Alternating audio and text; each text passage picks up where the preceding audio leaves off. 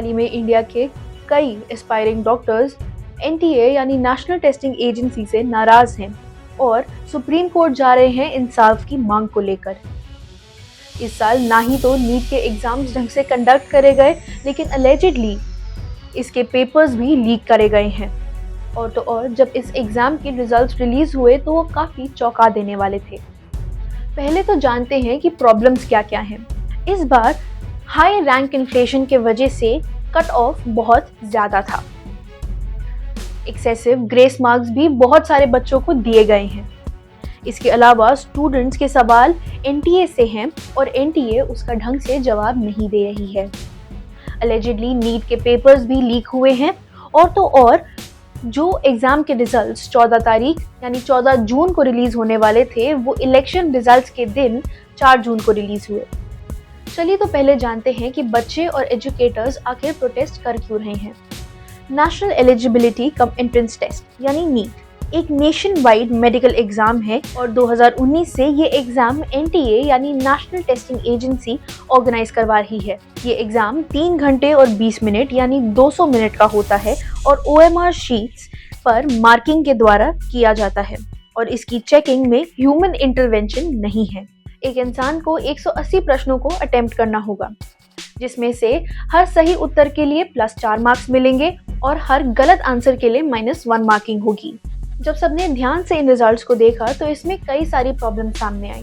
पहले तो ये कि कुछ 6 से 8 टॉपर्स जो थे उनका सीरियल नंबर बहुत आसपास वाला था, जिसका मतलब हो सकता है कि या तो वो सेम सेंटर में एग्जाम दे रहे थे या फिर उनके आसपास में करीब करीब के सेंटर्स में एग्जाम दे रहे थे। और तो और ये भी नोटिस में आया है कि कुछ बच्चों को 718 और 719 मार्क्स मिले हैं, जो मैथमेटिकली वाजिब ही नहीं है। चलिए इस पे थोड़ा और गौर से देखते हैं। अगर आप 180 प्रश्नों के 180 सही जवाब देते हैं तो आपको मिलते हैं 720 मार्क्स, और वहीं आप अगर 180 प्रश्नों में से 179 प्रश्न अटेम्प्ट करते हैं और एक प्रश्न को छोड़ देते हैं तो आपको मिलते हैं 716 मार्क्स। और अगर आप 179 प्रश्नों का सही उत्तर देते हैं और एक प्रश्न का गलत उत्तर देते हैं तो आपको मिलते हैं 715 मार्क्स, क्योंकि इसमें होती है -1 की मार्किंग। तो फिर ये 718 और 719 ये मार्क्स कैसे मिले? और तो और इस साल का कट ऑफ अचानक से बढ़ गया। लोगों की अपेक्षा थी कि ये 620 और 630 के बीच में रहेगा, लेकिन ये सीधा 650 पहुंच गया। यानी 720 और 650 के बीच में 30,000 रैंक्स ऐसे ही भर गई, और ये नीट के इतिहास में पहली बार हुआ है।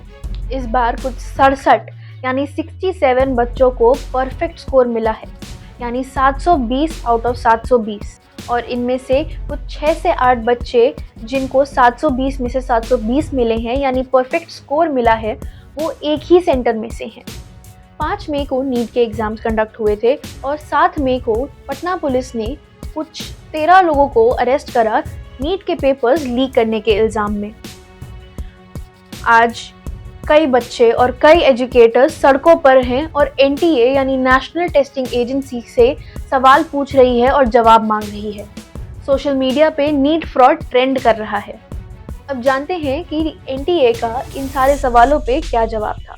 6 जून को नीट का एक प्रेस रिलीज आया जिसमें उन्होंने पूछे गए सवालों का एक्सप्लेनेशन या क्लैरिफिकेशन देने की कोशिश की है। पहले उन्होंने बात की कट ऑफ और कहा कि एग्जाम के कॉम्पिटिटिव नेचर की वजह से इस साल हायर परफॉर्मेंस स्टैंडर्ड के कारण कट ऑफ थोड़ा ज़्यादा हो गया। फिर उन्होंने बात की 67 टॉपर्स के बारे में। उन्होंने कहा कि फिजिक्स का एक प्रश्न गलत सेट हुआ था और ओल्ड एनसीईआरटी और न्यू एनसीईआरटी में गलत जवाब होने की वजह से उन्होंने आंसर की को रिवाइज किया और उस वजह से 67 बच्चों में से 44 बच्चों को परफेक्ट स्कोर मिला है। फिर उन्होंने 718 और 719 मार्क्स के ग्रेस मार्क्स से ऊपर बताया।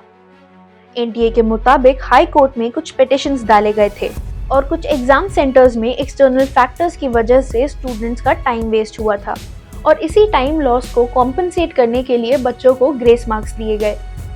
एनटीए ने 2018 के एक सुप्रीम कोर्ट के जजमेंट को सामने रखते हुए कहा कि अगर कॉम्पिटिटिव एग्जामिनेशंस में टाइम लॉस होता है तो वो एक फॉर्मूला लगाकर नॉर्मलाइजेशन कर सकते हैं जिसके थ्रू ग्रेस मार्क्स दिए जा सकते हैं बच्चों को।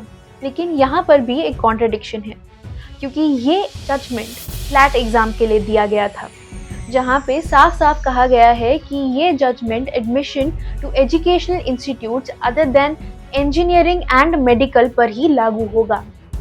आखिर में जानते हैं कि बच्चों की मांगे क्या क्या है। बच्चे इस बार जानना चाहते हैं कि आखिर एनटीए ने ग्रेस मार्क्स कैसे दिए और जिन सेंटर्स में एक्सटर्नल प्रॉब्लम्स, एक्सटर्नल फैक्टर्स ने अफेक्ट करा था, वहाँ पर री एग्जामिनेशन क्यों नहीं हुआ। वो ये भी जानना चाहते हैं कि क्लैट का जजमेंट नीट पर क्यों लगाया जा रहा है। बच्चे चाहते हैं कि एनटीए ग्रेस मार्क्स का फॉर्मूला रिलीज करे, और तो और ये भी जानना चाहते हैं क्या एनटीए ने सीसीटीवी फुटेजेस ढंग से चेक करी भी कि नहीं। इसके अलावा वो ये भी जानना चाहते हैं कि अगर पेपर्स लीक हुए थे तो उसकी कार्यवाही में इतना समय क्यों लग रहा है।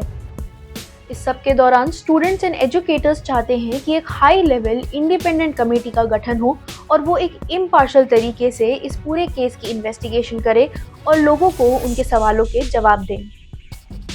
और तो और कुछ बच्चे तो ये भी चाहते हैं कि ये वाले नीट के एग्ज़ाम्स रद्द कर दिए जाएं और री नीट हो, लेकिन वो उन बच्चों के लिए वाजिब नहीं होगा जिन्होंने पूरी मेहनत से ये एग्ज़ाम्स दिए थे। इस नीट के मामले में कोर्ट का क्या फैसला होगा?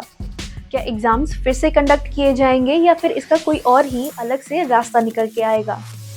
इन सारे सवालों के जवाब तो आने वाले समय में ही मिलेंगे, लेकिन तब तक आप जुड़े रहिए नवभारत के साथ। ऐसे और कई एक्सप्लेनर वीडियोस के लिए सब्सक्राइब करें नवभारत को। ईशा शर्मा, नवभारत मल्टीमीडिया, पुणे।